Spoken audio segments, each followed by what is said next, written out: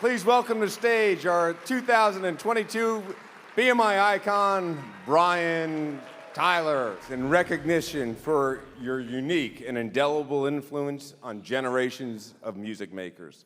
Congratulations. Oh my goodness.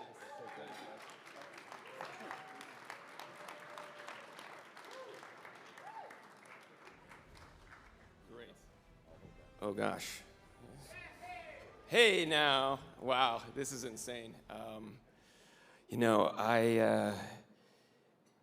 know what you're all thinking. It's like, it's like a Icon Award. It's kind of recognition of a lifetime of work, and you're thinking, Brian Tyler, Brian's way, way, way too blonde to get this award. So,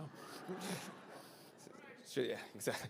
Anyway, so first, I just wanted to really thank so many people that really have made an impact. I'm only going to be able to say a few, but first of all, my parents, who are right there, and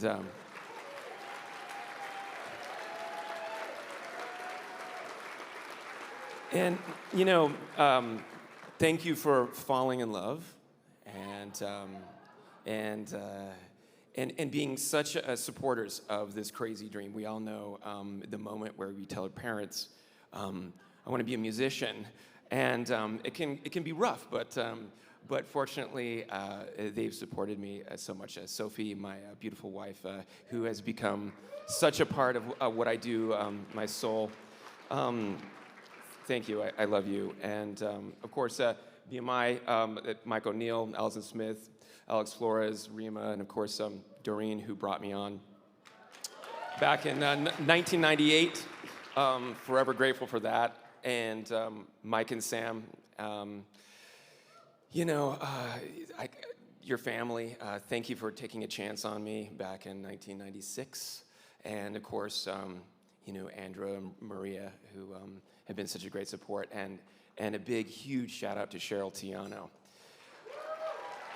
who believed in me from day one, and I miss her terribly. She's a sister, and I love you, Cheryl. And Jean Lee, who's been behind me for many, many years, and Michael Kaminsky, who's right there, who's a beautiful guy that has supported Are We Dreaming and all my concert endeavors as well. One more person, someone that's been really a partner in crime for many, many years, since 2003 on all my movies, and that's Joe Lisanti, who's right there. Talk about someone that is more than any title that can be bestowed upon him. He has been a really special friend and a great creative partner for many years, and we've got many more to go. Love you, buddy. Just wanted to say a couple things. It's interesting. This night came up, and I was thinking. Mike called me a few years ago, and he said, we're going to be giving you the Icon Award this year. I was like, what are you talking about, right? So it's just absolutely mind-blowing. And then, of course, the pandemic hit. And so we're like, well, we'll do it next year. Well, that didn't work out either. So here we are a few years later, and I had some time to actually think about this. And the thing is, looking back on a life and a career, I just had a birthday the other day, and watching that wonderful video tribute and all the people talking about me, it's just, it's really hard to take in. I'm trying very hard, but it's very surreal. And it really reminds me of where we are in this world, and how privileged we are to create music, sound that creates an experience for people that makes their day better, that makes them gives them emotion and experience, and the fact that we're even a species that has evolved to enjoy something called music. It is a privilege to be alive, and this really makes me think back on it, and it kind of as a mind experiment. I was actually working on Are We Dreaming, which I'm directing and doing the music for, and something occurred to me, and I've included this in the story of Are We Dreaming now, but really it's something that hit me really hard tonight, which is there's this piece called Gates of Time. And basically it's it takes the position of, we all are mortal, and on our last days, or even our last day that we have on this earth, if someone were to come up to us and say, I'm giving you a gift, I can transport you back to May 11th, 2022, and you can live all of this over again. And I'm realizing that someday I will look back on this as one of the highlights of my life. And I realize that magic having happened, there's no difference between that actually having happened and us being here tonight.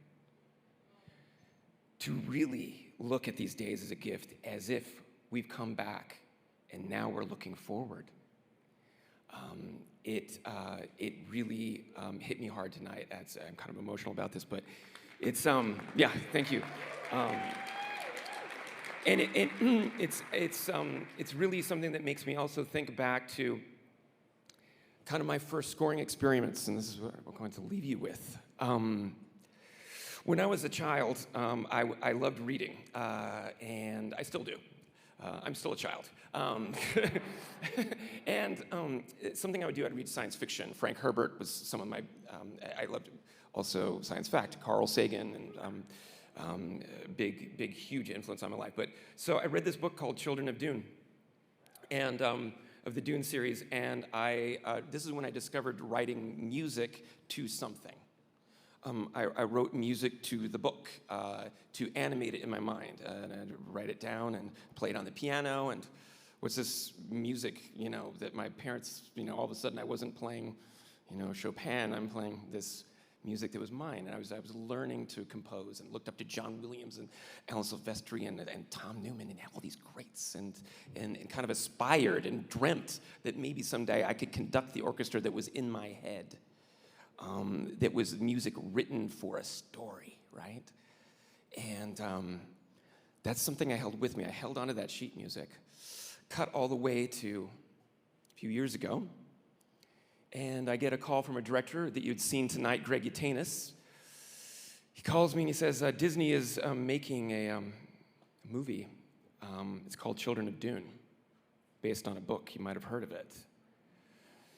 And I'm thinking, this is insane. How is this possible?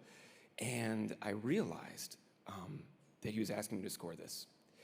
And I had already started when I was 12 years old. Yeah, and what it was is, to me now, looking tonight and looking at that experience, Children of Dune was me as a dreamer, as a child, looking forward and thinking, someday. And so when I wrote that, the opening piece, Salusa Secundus, is actually the opening that I'd written when I was a child, as a nod to the dreamer that I was and the nod to the dreamer that I still am. It's not over. I feel like I'm just beginning. And I could not be more honored to be amongst you talented, unbelievably beautiful, incredible human beings and receiving this award. So thank you very much.